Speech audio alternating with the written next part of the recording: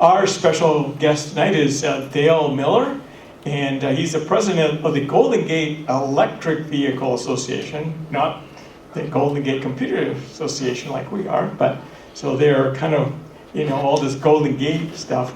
And he's been involved with, electric vehicles for quite a while. And I'm going to let him go ahead and give you his full story here. All right, Dale, I'll turn it over to you. Thank you, and thank you for inviting me. I know for some of you this is partially a rerun. Things have been slightly updated since you may have seen this, but a lot may look the same. The Golden Gate Electric Vehicle Association is a chapter of the Electric Auto Association. It's an organization that's a non-profit, all volunteers.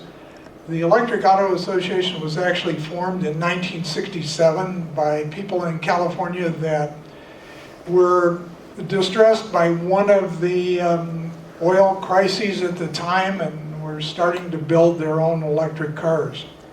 Oops, sort of, by touching this doesn't help here. So the organization's been going ever since and growing significantly in the last few years. So tonight I'd like to talk a little bit about why drivers are switching to electric cars. If you're paying attention to what you see on the street, you see a lot more electric cars than in the last year or so than ever before. And one big reason, they're fun to drive. And the reason for that, as some of us have been talking earlier, very quick acceleration. Many of them 0 to 60 in less than 3 seconds. So you get slammed back against the seat if somebody pushes the accelerator pedal all the way down.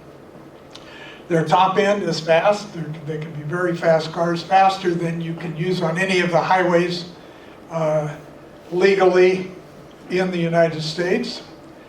They're very responsive. They have precise handling because the weight of the cars is distributed down lower. They handle beautifully on snow and ice, and they're smooth, they're quiet, no jerkiness, very much better driving experience. Part of that is single pedal driving, and that's because the cars use regenerative braking. As you ease up on the accelerator pedal, the motor becomes a generator and starts to put electricity back into the battery from the energy of slowing down the car. And that saves the friction brakes, so your brakes last much, much longer. You may not ever have to replace brakes on the car. And you recaptured the energy that would have been wasted in heat on the brakes. And in heavy traffic, in the mornings on 101, much, much easier than back and forth between a gas pedal and a brake. Just easing up on the accelerator, pressing down a little bit if you get a chance to move. If you're a Marie Kondo fan, about your possessions should spark joy and you shouldn't have anything that you don't enjoy, electric cars fit that category. As people understand more about electric cars, they realize that they can save money. Part of that is in the cost of electricity itself. It's about 1/5 the cost of gasoline.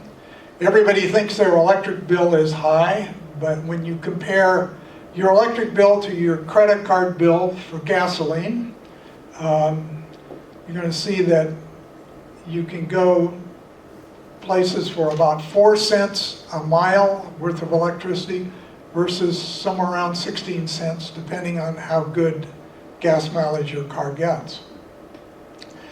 You can reduce those electricity costs by signing up for special electric vehicle electricity rates. Those are time of use rates, and if you charge the car after midnight,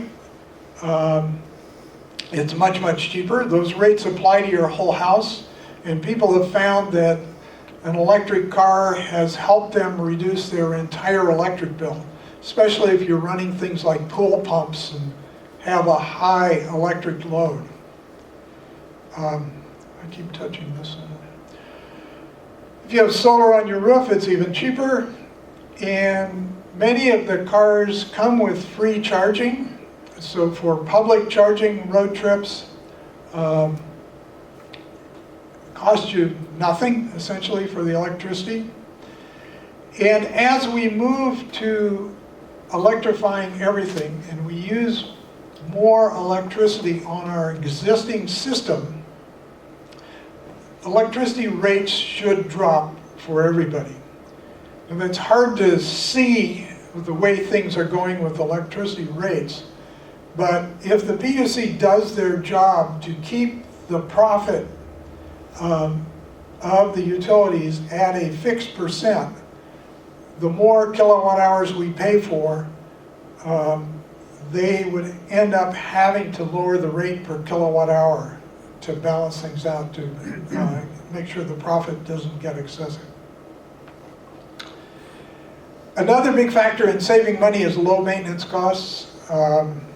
No oil changes, no filters, no smog checks, none of that.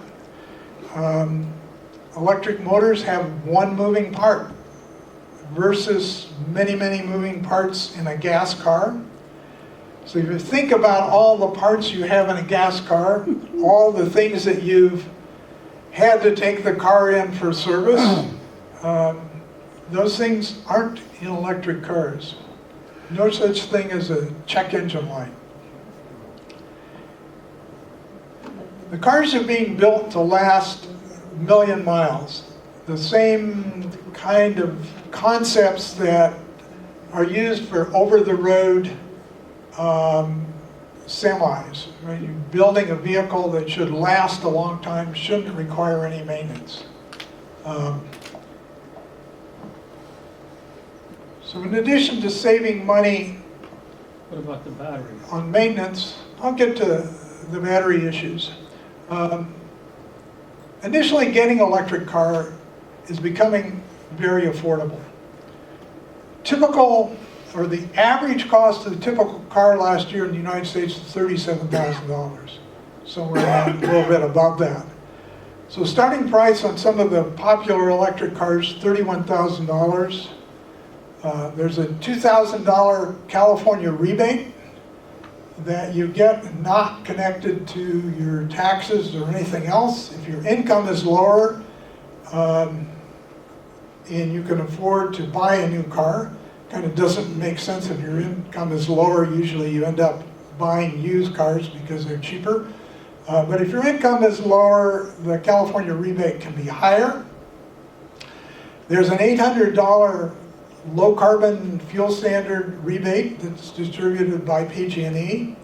Refineries and other polluters pay into a fund, and you need to send PG&E a copy of your DMV registration card and your PG&E account number, and they send you a check for $800.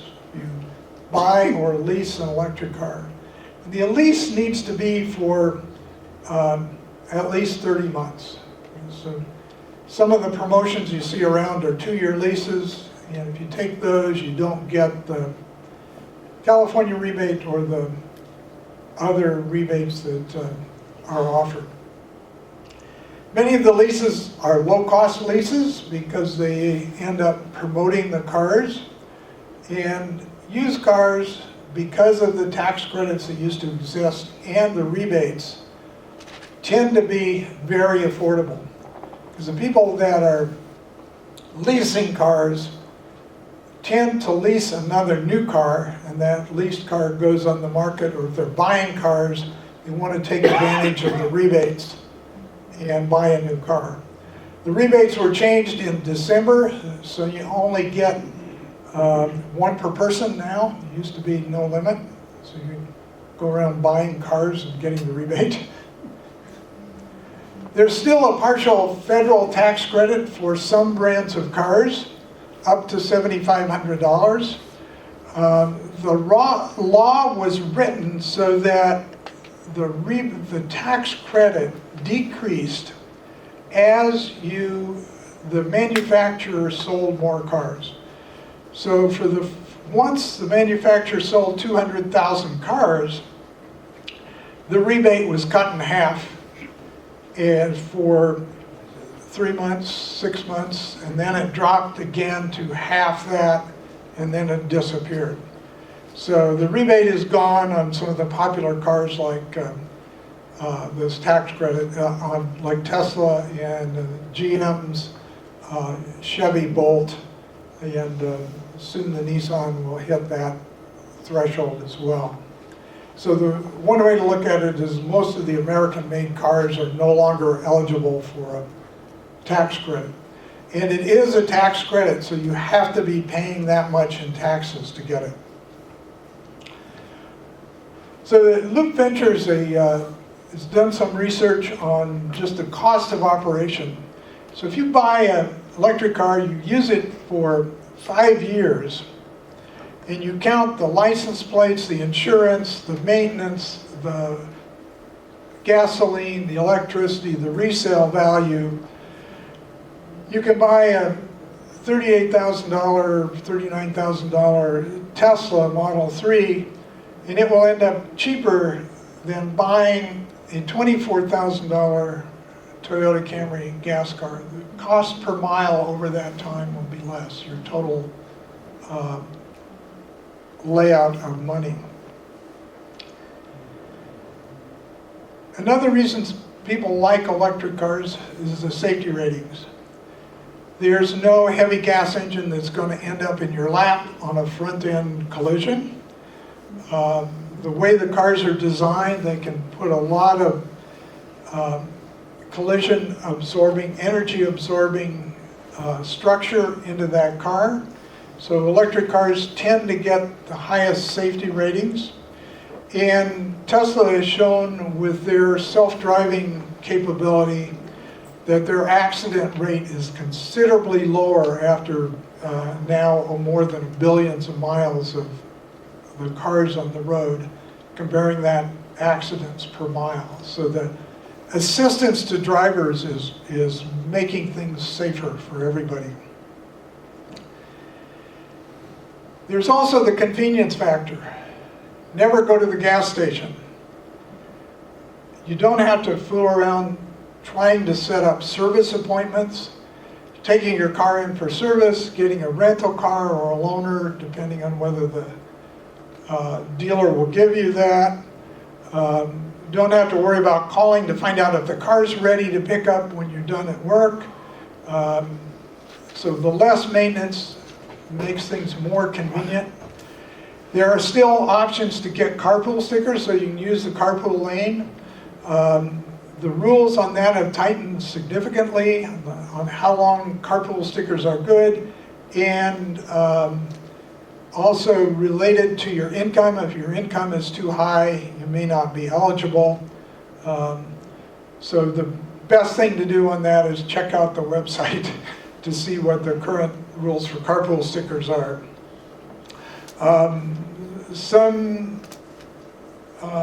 In some cases with Tesla over-the-air updates, service and mobile service, the car is taken care of. You don't have to bother taking it to a repair center or a dealer to be serviced.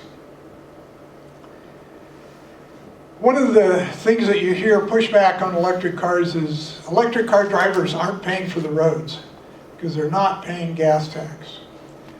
In SB 1, the California law that changed the gas tax, raised the gas tax a few years ago, included a $100 fee for electric cars. So electric cars will pay annually $100 on their license plates extra to pay for a road improvement fee. That kicks in this July, and that's more money than a lot of Prius drivers are paying in gas tax. And you look at how much gas they're using, they're not paying $100 a year. So the driving distance is now up to 390 miles on production cars. Quite a few gas cars will not go that far on a tank of gas. There are 11 models available in California and here in Marin that go over 201 miles on a charge. So the typical commute is 40 miles. Not an issue in terms of if you've got a 390 mile driving range. Not a big deal to handle all of your driving needs. So gas and hydrogen car drivers need to go somewhere to get fuel. But electric car drivers charge their cars where they go. You're already at home. You're already going to work. You're already going shopping. On road trips, you're stopping at hotels or resorts. And there are fast charge connections near highways, the same as you would stop at gas stations. So it's a lot easier and more convenient to keep your car charged than actually going to a gas station. About 95% of the charging is done at home. People just plugging in their cars at home. Very much the same way you charge your phone. Plug it in at night when you get home, unplug it and go in the morning. About half of that home usage is on regular outlets. And so plugging in your car is like plugging in a handheld hairdryer. And lots of older houses in Marin, garages with maybe an outlet. So you can take your hairdryer out and plug it in and see if it will run. If it doesn't trip the breaker, your car will be okay to charge your car. Every hour that that car is plugged in, you'll get 4 miles of driving distance. So if your car starts charging at midnight, you leave at 7 in the morning, you've picked up about 30 miles of driving distance. And that's, you would have it start at midnight if you wanted to get the very cheapest electricity. So you can also install 240 volt charging in your garage or in your parking space. This can be done outside. These units are weatherproof. And you'd get up to 44 miles for every hour you were plugged in. So even if your car had a very large battery, very close to depleted, it's going to be fully charged overnight at that rate. Last December, Congress changed the law and reinstated the 30% tax credit for installing charging at your home or at your business. So if you hire an electrician, buy a charging station for your home, have it installed, talk to your CPA, you can get up to $1,000 tax credit. If you have a business, you can get up to $30,000 if you're putting in charging for your employees or your customer parking lot. And that's retroactive to January 1st, 2018. So the law, the tax credit wasn't available for a while, but it's been made retroactive. So if you did something in the last couple of years, some of these charging station companies will actually send you a copy of your receipt so you have something to take to your CPA and prove that you did this and apply for this. It runs out again at the end of this year. So if you're thinking of getting an electric car, have this work done and take advantage of the tax credit. If you're doing something like adding an electric water heater, a heat pump water heater, an induction cooktop, or even electric heat pump in your home, the County of Marin is giving rebates that you can use at the same time, including $500 for upgrading your electrical system. So with a little planning, you can get a tax credit and get some money from the county for doing this. I assume this is for 220? Um, Because one, no, you got one. it doesn't have, you could install an outlet and it would be for car charging, and this should apply.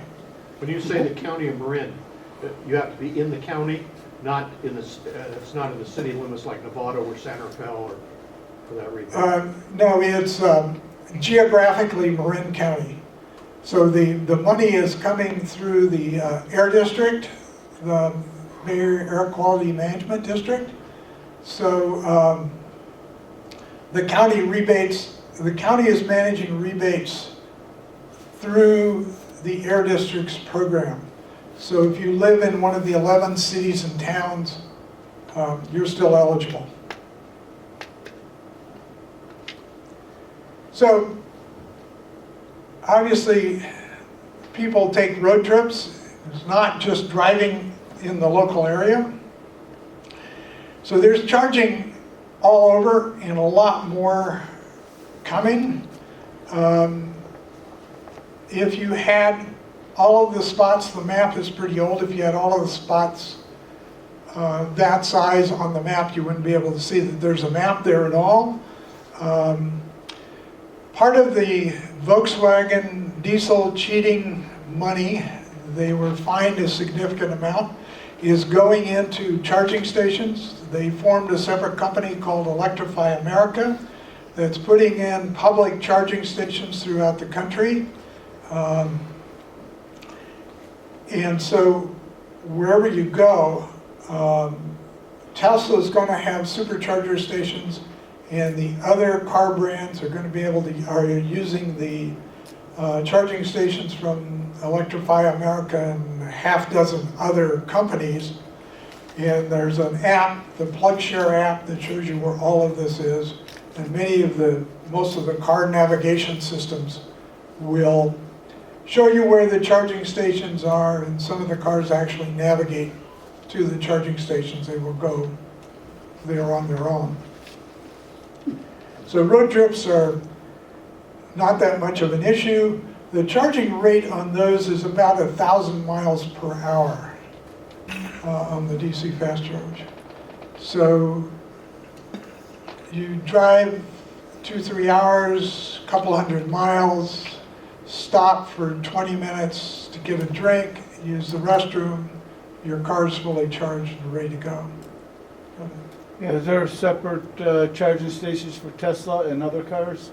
The Tesla uses a different connector and charges primarily at a faster rate than others. So there is a separate set of charging stations for Tesla.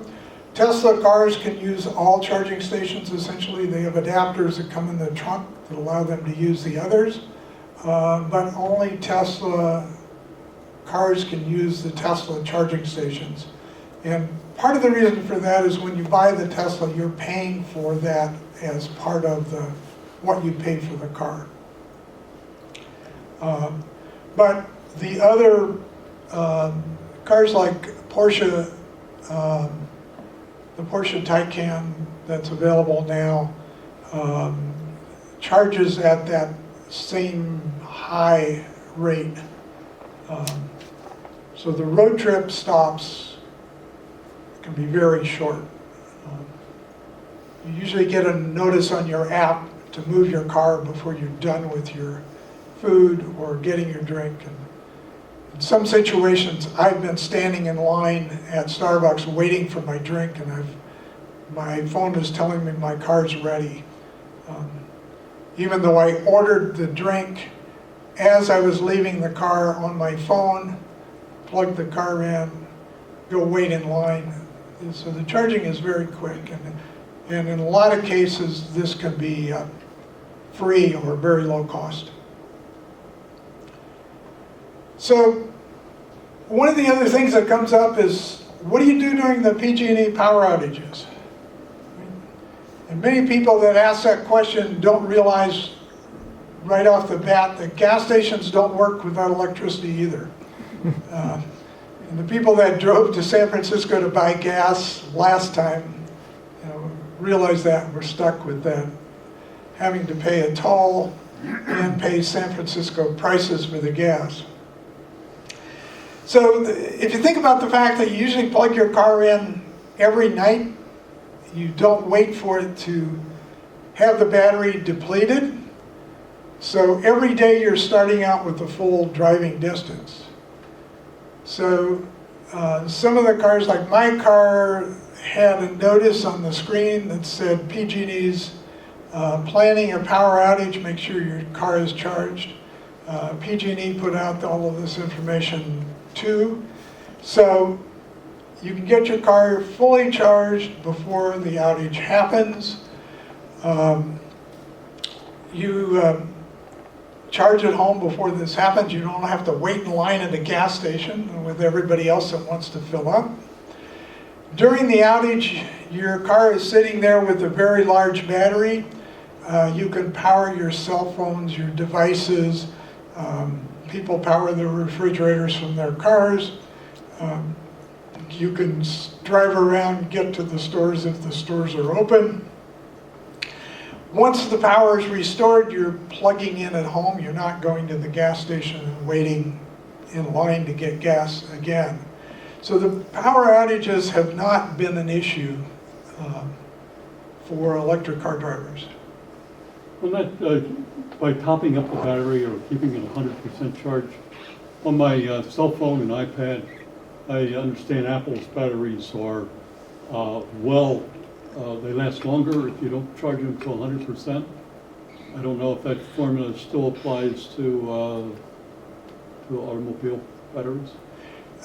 Most electric car drivers charge their car to around 80%, using that same principle that you described. So you would charge it to 100% if, for instance, for a power outage where you were concerned that it might be very long, or on a road trip that was unusual in that you didn't think there was charging available. But typically you would charge around 80%, and many of the cars handle a lot of that with software. So the driver doesn't really have to care. You can set the charge level to the around 80%, and the car takes care of it for you. But that same principle applies, and depending on the manufacturer, they're making it more driver-proof. So you don't have to worry about that, you just plug in the car. While we're on that subject, maybe you're going to cover it anyway on the batteries.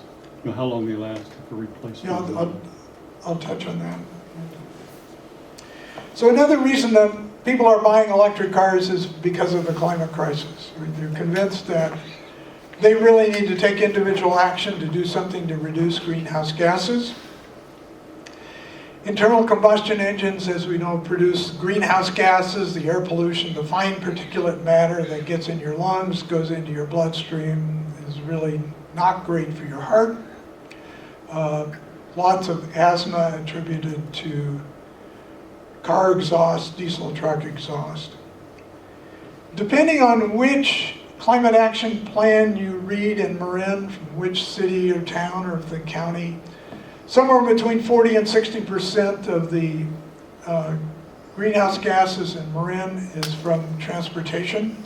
We don't have industry, so our greenhouse gases come from vehicles. Statewide, it's somewhere around 40%. The 13 refineries, concrete plants and stuff also produce a lot, so the average from transportation is lower. In Marin, our electricity is very clean. You can get 100% greenhouse gas free electricity. If you do nothing, you just buy whatever and have taken no action on your electric bill, you're in the 85 to 87% greenhouse gas free electricity. The grid is getting cleaner and cleaner all of the time because of state laws, because of the PUC regulations, California's clean energy programs. So you could greatly reduce greenhouse gases by shifting to an electric car. If you have solar on your roof, that also contributes electricity. That again is greenhouse gas free, and the percentage that you're using on the car is going up. And I think when you see these power content labels come out, this is the lag behind a little bit.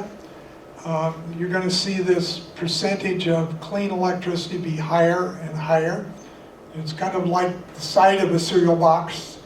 This label tells you where your electricity comes from, what's in it, and you'll typically get a card in the mail that looks like junk mail. That's a combined mailer from MCE, Clean Energy, and PG&E.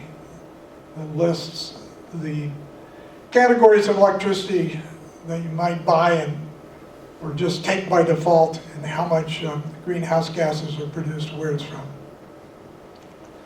So when you look at fueling a gas car, there are greenhouse gases and pollution produced along the whole process, from the drilling and the fracking, the release of methane that occurs during fracking, the water pollution. Once you have the well drilled, then you've got to move the oil, the crude oil, somewhere to a refinery. During that drilling process, as we saw with the fire in the Gulf of Mexico, there were reports released just last week that the oil spill from the BP spill in the Gulf, I think it's almost 10 years now, much worse than they thought, and the exposure to the sunlight has even made it worse, the oil in the ocean. A lot of it is transported by ships to the Richmond refineries. Ships have hit the Bay Bridge. The Casco Busan crashed into the Bay Bridge and spilled some oil several years ago. There have been some major ship spills. Rail cars derailing, burning down entire towns in southern Canada. Pipelines that spill. So after it actually gets to the refinery, then we've got the air pollution, the releases that occur. The Chevron release a few years ago in fire that put quite a few people seeking medical care because of the respiratory problems. Then the fuel needs to be trucked to the gas stations. We've got, I think, 63 gas stations in Marin. And it's trucked there in diesel trucks. So it's yet another source of pollution. And finally, it gets pumped into the car. And if you're really lucky, you don't get gas on your hands. You don't smell like gas when you fill your car. You don't spill it on your shoe when you pull the nozzle out. And even though we have the rubber seals, there's still vapors that escape. So this whole process gets eliminated when you move to electric transportation. It's a big chunk of greenhouse gases and pollution that goes away. So there's always the issue raised that electric car batteries are toxic and bad and create a lot of greenhouse gases to manufacture. Electric car batteries are guaranteed for at least 8 years. They are lasting very long times. There are companies in Southern California that have 400,000 miles on their cars. Once these batteries don't have enough capacity for your car, the driving distance will have been reduced. So it's like the number of hours you get on a laptop may be shrinking as the device gets older and older. The batteries are still good. They're being used by power companies here and in Europe to store wind and solar power. And during the day, or when the wind power is being produced, and then sell it back to consumers, when otherwise it would be wasted. So there's a market for the used batteries. Let's go into warehouses, lined up, connected together. When they're totally unusable, they're recyclable. Right? They're valuable cobalt, lithium, nickel in those batteries, and they're recycled in a very ecologically friendly way. There's a video online from a company in Germany that's doing a lot of battery recycling from phones, laptops, cars.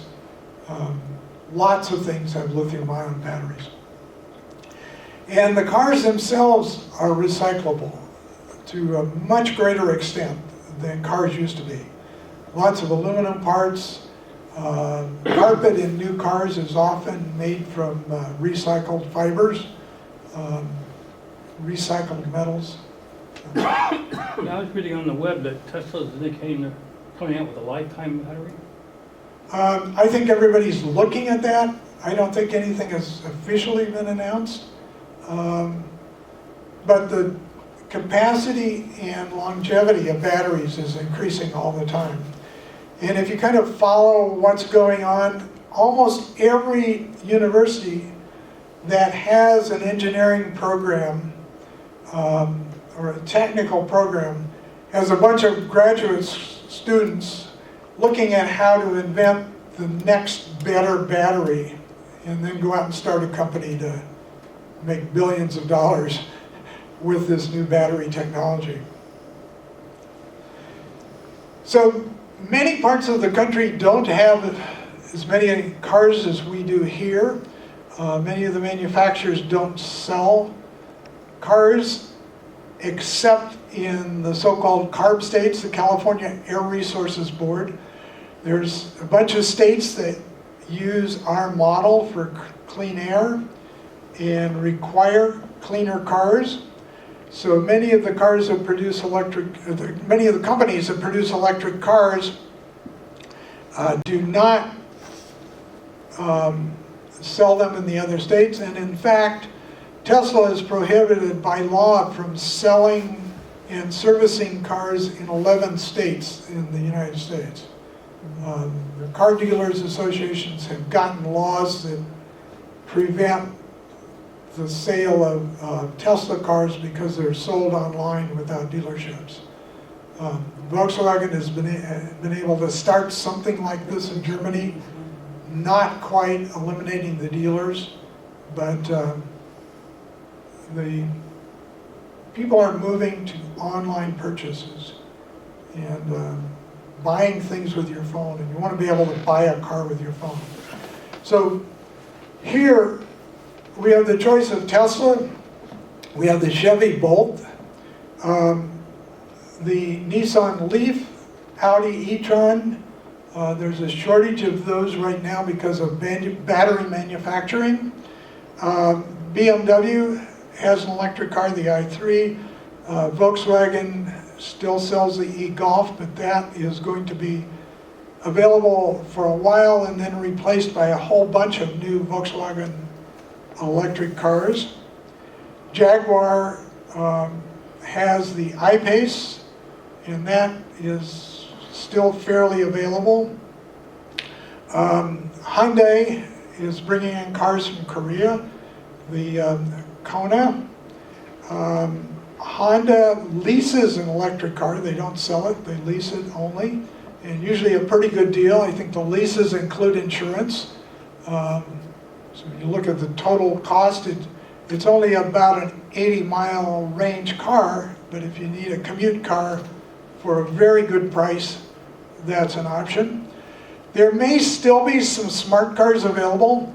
Mercedes is discontinuing the smart car except for China, and it's Geely is picking up smart cars in China. For the last few years, smart cars imported into the United States have only been electric. Kia has a Kia Niro, again, more than 200-mile car. The Fiat 500e is still available, needs small car again. That is being redesigned to go even farther and will be available soon. And Porsche now has the Taycan. There should be a launch party at the Marin Porsche dealership in a month or two. They've got demo cars now, but that will be available also as a choice. Right now, the model they have is $200 and some thousand. Buy three. Very quick acceleration, nice car. It's about a 201-mile EPA range, which is a little bit lower than what you typically would want for $200,000, but you can check it out. So last year, the electric car sales, did you have a? I have a question, but go ahead. Kind of the listing of the way car sales, you can see that Tesla had essentially 80% of the market. Coming out with the Model 3 starting at $35,000. They are selling everything they can produce. They now have a factory operating again in China after the coronavirus shutdown. So they're producing cars for China in China, and they cleared land in Berlin for a factory in Germany. The German government is strongly encouraging them to get their factory going there. But that's a list of the kind of the top selling cars as of the end of the year. So Herbert Diess, who's the CEO of the Volkswagen Group, Audi, Volkswagen, Porsche, talked to shareholders in January and said essentially the era of the classic car makers, and he meant the gas car makers, is over. They've got to move to electric cars. So I spent a little bit of time talking about software, since this is Golden Gate Computer Society, and the impact on cars. And this will sound, a lot of this, like a Tesla advertisement. So just using Tesla because they're the most advanced in software. I don't work for Tesla.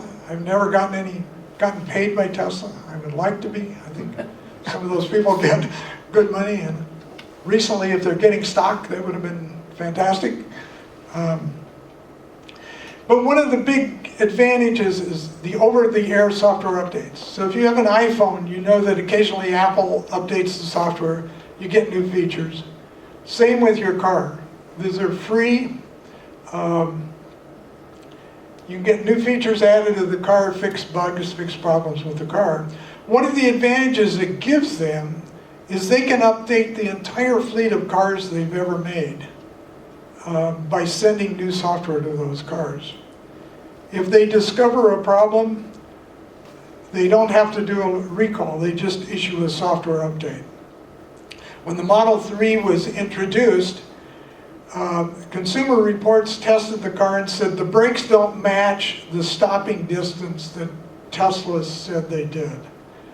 So I think it was within a week, there was a software update that changed the braking so that the braking distance was improved to match what people expected in the Consumer Reports testing.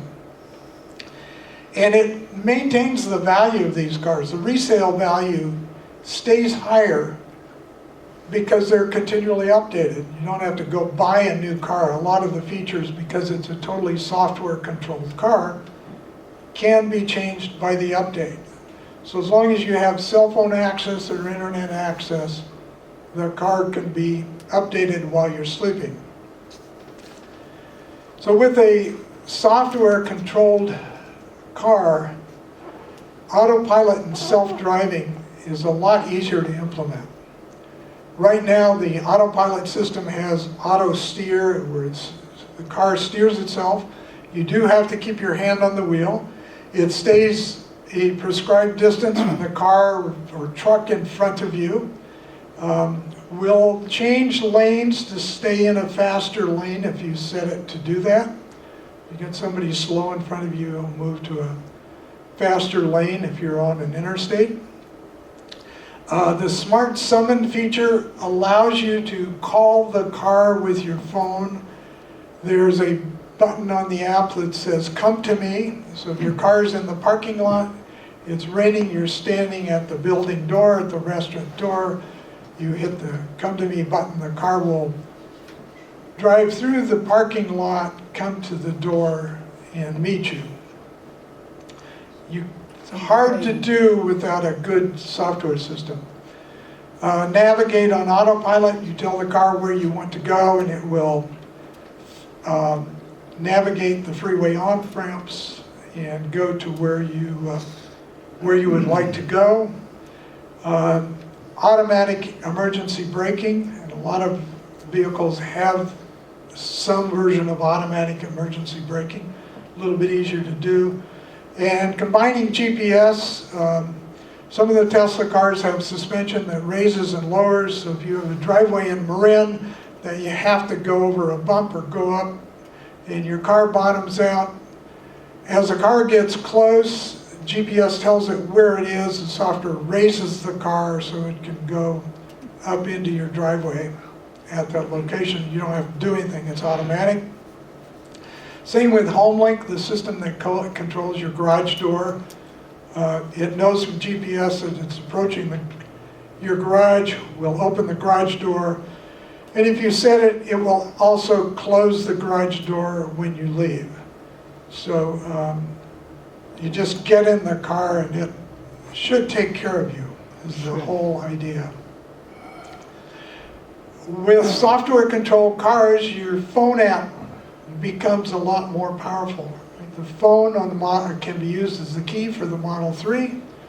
You walk up, it recognizes your phone with Bluetooth, opens the car, and the car is set to your seat position, your entertainment, your climate control, etc. And with your phone you can manage charging. The car itself, and most cars have a timer that they will start charging when you tell them. But if you want to do it manually, you can start and stop charging. You get alerts when your car is charged. And that's especially helpful when you're using public charging and a road trip somewhere. And in some cases, public charging has more expensive fees for parking than charging. So they just consider that once your car has exceeded 2 hours of parking or whatever charging or whatever they allow you, or the car is full, they will up the price so that you'll move and someone else can use the charging station. So they may be charging you by the minute. You'll get an alert, this is happening, so you can leave your restaurant table, go out and move the car. And controlling the climate from your phone, set the car to warm up before you leave while it's still plugged in, so it's not using battery electricity, it's using electricity from the wall to heat or cool the car, depending on the season. And you can manage service, or you can schedule service on your app. Decide whether you want it mobile service or whatever. Another advantage of controlling the car with software, the cars have a bunch of cameras, at least 8, to manage self-driving and to manage things like the windshield wipers that are using AI technology. The cameras see the rain, and the AI technology is making the wipers better and better as it understands how you drive, what the rain is like in your area of the country. But because they have those cameras, they have a feature called Sentry Mode, which recognizes when somebody comes close to the car. So if someone walks up to your car to break the window, break into your car, key the car, accidentally bump it, all of that's captured on video. You take the USB stick out of the car, you take it to the police station, and you show the picture of the person that broke into your car. And it's resulted in lots of arrests for break-ins and people keying cars, people backing into cars and leaving. The cameras often get the license plate. And because this is so new, television stations will pick this up. You may have seen the report of somebody that was at the 49ers stadium, Model X, and some guys came along and kicked the back of the car and made a dent. Their faces were on the video. They ended up being caught and made to pay for the vandalism. So it's as you have this hardware capability and the software that you can change, you come up with more and more things you can do. The cars have dog mode, so if you want to leave your dog in the car, it maintains the comfortable temperature. The display says that the temperature inside the car is maintained at 76 or whatever it is, and don't break the window, the dog's okay. The same with camping mode. If you want to sleep in your car, it will maintain the temperature. You've got this big battery that can go for days, right? Maintaining the heating and cooling system, and keeps your USB ports and entertainment system going. It's not shut off, so that your devices will work. Your iPhone can still be plugged in while you're sleeping in the car. And the displays allow you to use a web browser, lots of games, watch Netflix movies. So if you want to park to charge and watch a movie, you can do that.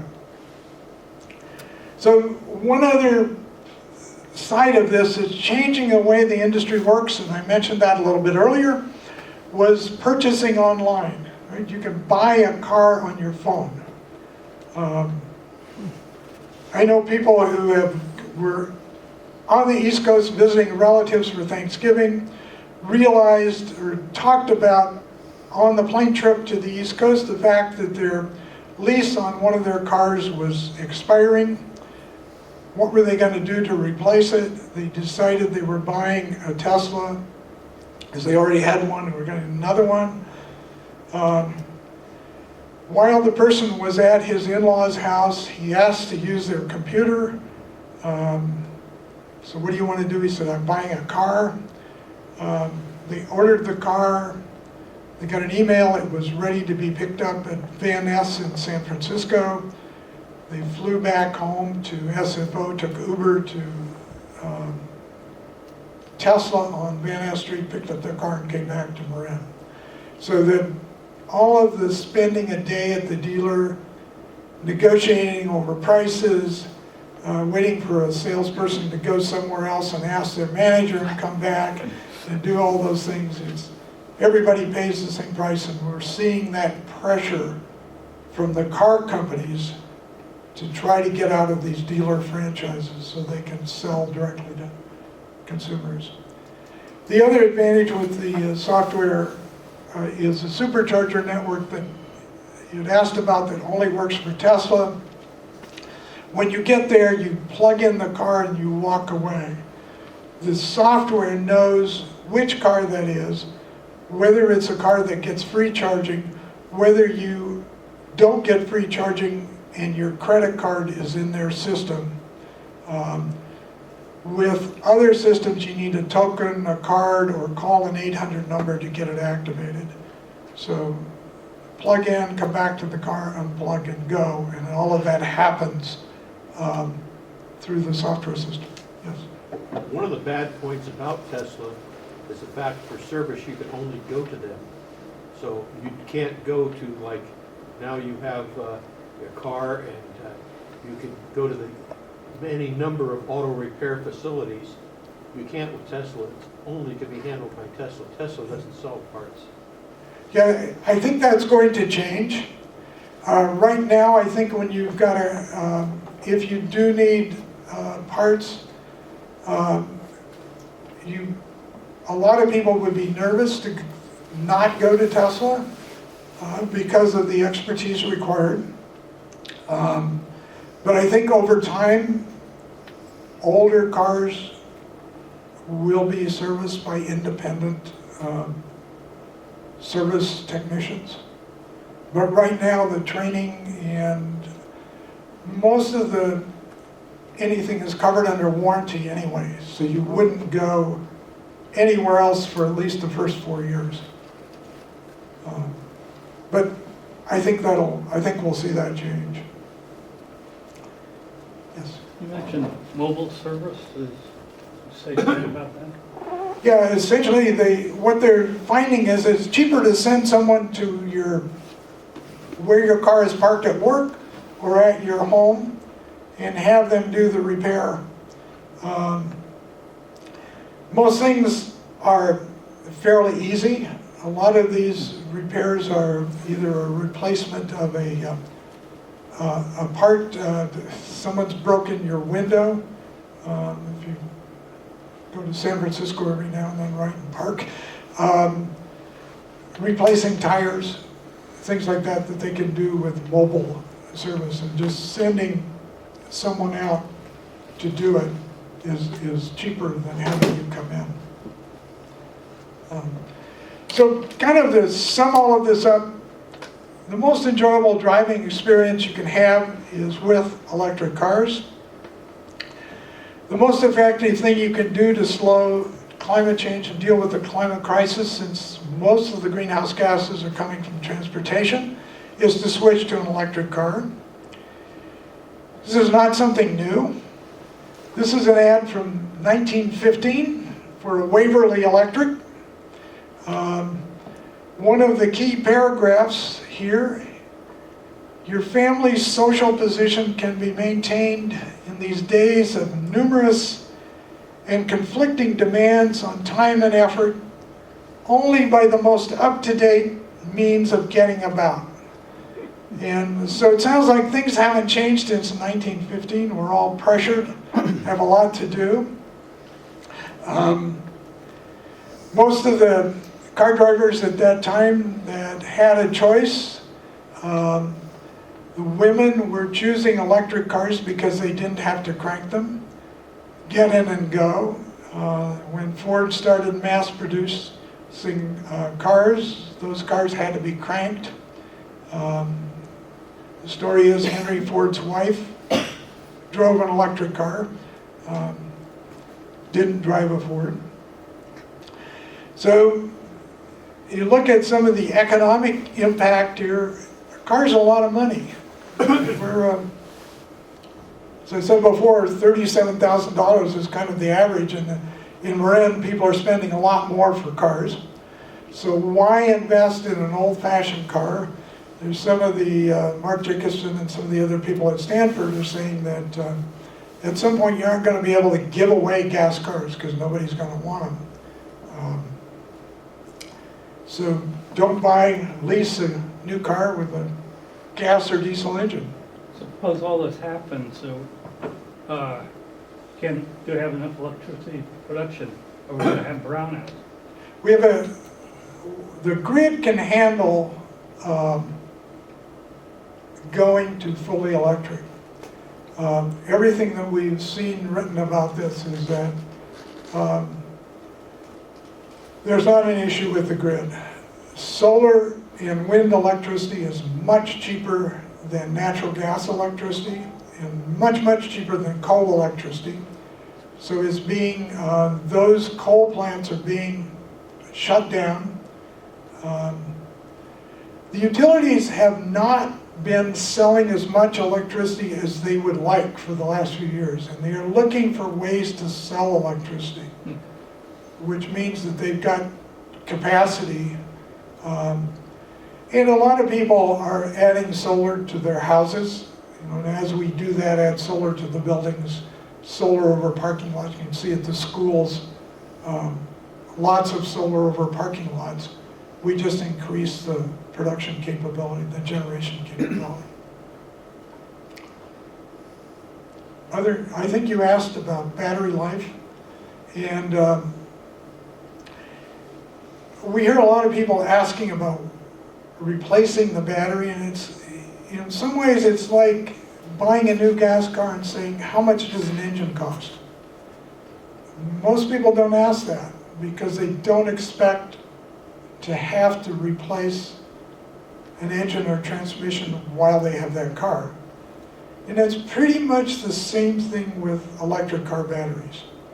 Heard of very, very few people ever replacing a battery. Partly because of the 8-year warranty, and partly because the batteries are turning out to be a lot better than people thought. And they continually are improving. So, yeah. What do you see as the future for all these hybrid cars that are still wandering around? I think what will happen is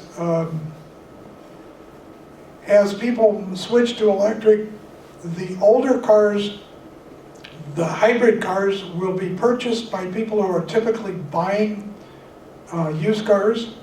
The number of the choices on the used car market will increase. If people that are now spending a lot of money for new cars will buy electric cars, and if they're, like, a lot of people bought the Prius because of the climate benefits, even though they could have afforded a much more expensive car. They wanted a climate-friendly car. And if they move to an electric car, those cars will be on the market, a lot of them lower prices, and I think we'll see people who perhaps live in apartments and can't convince their landlord to give them access to electricity for charging will be buying those cars. They will displace cars that are in worse shape that will be recycled. And I think the direction we need to go is to ban the sale of new gas cars. That will get us to electric. We can't reduce greenhouse gases if we keep adding new things that use fossil fuels into our environment. So used cars typically go to auction and get spread across the country based on where the market is best. So eventually they'll be recycled, but I think they'll be put in use for quite some time. Other questions? Yes. How about the, I understand from a friend that has a Tesla that he had to go to school for a week or so to learn how to use all that all that software. The setting, once you set up the car, there's essentially nothing else to do. I don't think it's that hard. I mean, if you can use a phone, you're essentially setting up things like the temperature. The hard thing is getting your garage door opener to get programmed. If you've ever tried to do that with multiple cars in the same driveway, and you get one set and that disconnects the other one. But if you think about the things you're picking, do you want it to use regenerative braking, or do you want it to act like a gas car and not? Do you want You need to put in your address and where you live so that the GPS works. You need to set the time you want it to charge, because it doesn't start charging when you plug it in unless that is an option, but typically you want to park the car, plug it in, go to sleep, let it start when the electricity is cheapest. So setting that time, there aren't that many things to set. But Setting does your. Tesla have classes for people when they buy the car, when they buy a car? They go to school? They do. They have they will give you information about the car. Not as much as they used to. There are videos online, so once your order is in, they send you, there'll be a bunch of videos on your account that tell you how to use the car. When my wife got her Model 3 in 2018, we picked it up at the delivery center in Fremont. It took 3 minutes to sign the DMV form. I think that's all we had to do. And then the person went through every feature of the car and helped her set up her phone and everything. He was willing to spend an hour with her. I think we were there for maybe 45 minutes or more. He went through every feature of the car and was even, at that time, willing to drive around the block with her if she wanted to. So I mean, they're usually pretty helpful when you pick up the car, but you can learn all of the stuff in advance with the videos. And then once it's set, rarely do you touch it, because you walk up to the car, it opens, you get in, and you have to put it in drive or reverse. You have to make that decision. And that's it, right? And I think, and a lot of cars now, gas cars do have automatic headlights, right? So you don't even have to worry about bright lights. They automatically dim when the car is coming toward you, or whether your lights are reflecting off a sign or something, that they recognize the brightness, they manage that. It's done for you. I mean, so it's not that. It's not a continuing difficult issue. Yeah. Well, but I think in general, what the question really is like, it's new technology. Somebody that's been driving a regular car all their life, and then all of a sudden, they're in their 70s or whatever, they want to go drive one of these. I think even with, so you hand somebody a smartphone, it's very useful to go through, here are the features. Even if you don't get it all in that one session, at least something is planted in your brain that, oh yeah, maybe I can tune better the way that the charging works after I learn more about it. So, and I think that's something we are missing on a lot of technology, is that we don't provide that kind of information to the user. Just say, oh, here, look it up on, or Google it, is usually the response, right? But some of us like to learn, like, somebody show us, and maybe some of the features that are, in the background, like some of the things that you mentioned with the headlights and what have you. Right. The average person is not just going to pick that up.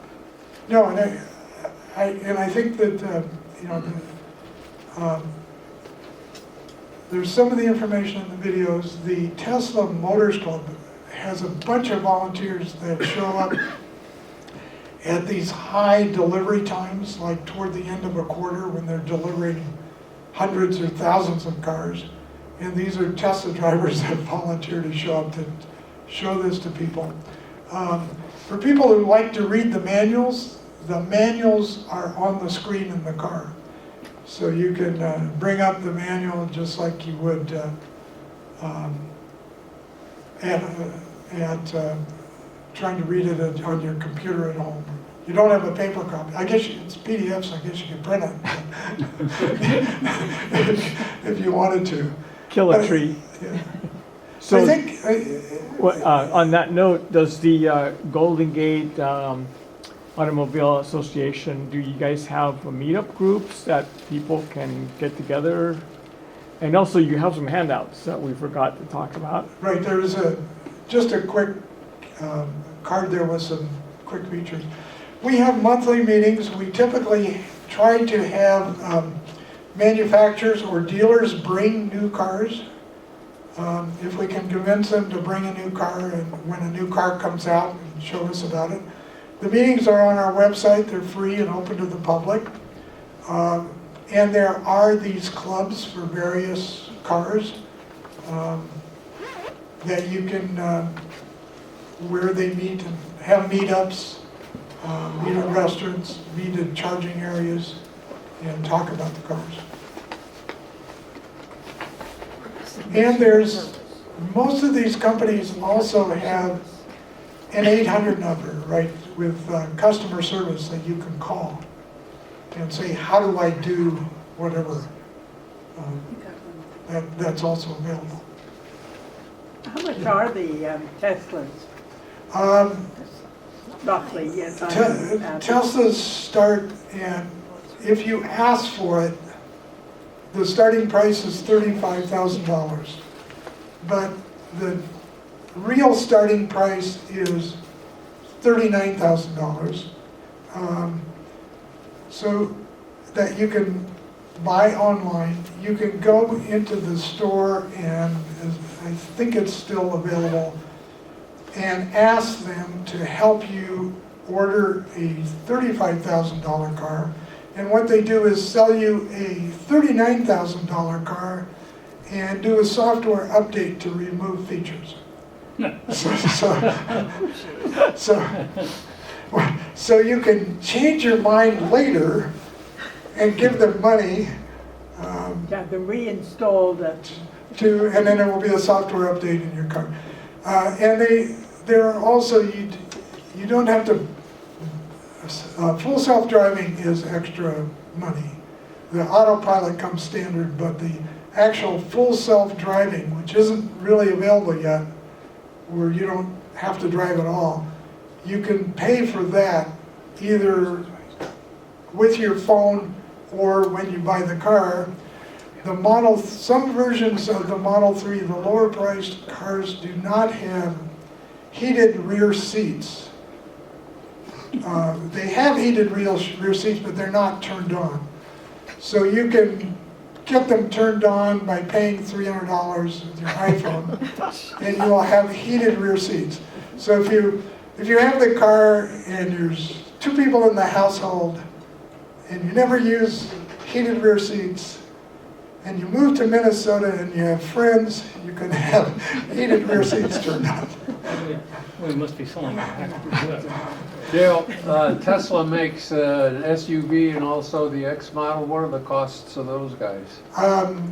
The SUV, the X, is starting around, I think around 80. The Model S, the sedan, is right around that range. There's usually 2 versions, one at around 80,000 and one maybe 10,000 more that has a longer range. The Model Y SUV that should be probably available for consumers they're saying before the end of this quarter, I think is 60,000 on the website. How So did the cars test for safety features or the collision courses? How do they rank? the Tesla right now has the highest safety ratings of anyone as far as because they designed the safety in and not having to work with the gas engine, the transmission, all of that stuff that is heavy and moves around in a collision. They have the highest safety ratings right now. And there are bunches of stories of people who have been in major collisions and walked away. But typically, most of the electric cars have very high safety ratings because of the, don't have the constraints of, they don't have a gas tank. Batteries will burn, but they burn slowly and they give you a warning. They don't typically explode, but if you hit something on the road, people have hit trailer hitches that were dropped ahead of them on a freeway, ripped open the battery. They've gotten a message to pull over to the side of the road. There was a malfunction with the car, and then a warning to get out of the car. And people have pulled over, got their stuff out of the car, and then it starts burning. So you have some time, and most of the fires have been a result of damage, where something has happened to the car. So from that point of view, pretty good odds.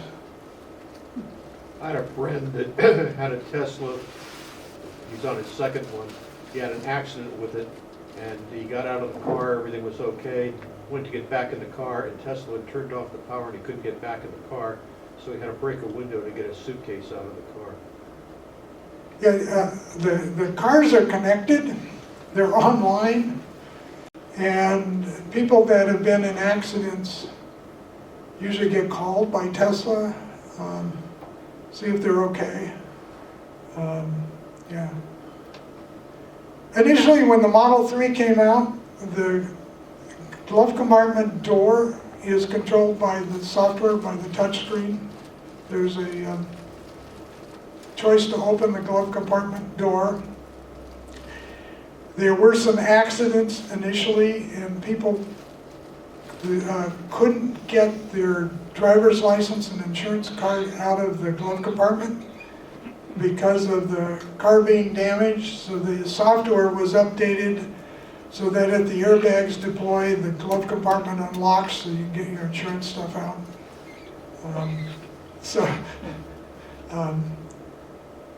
Yeah. Other questions? Comments? Are we good?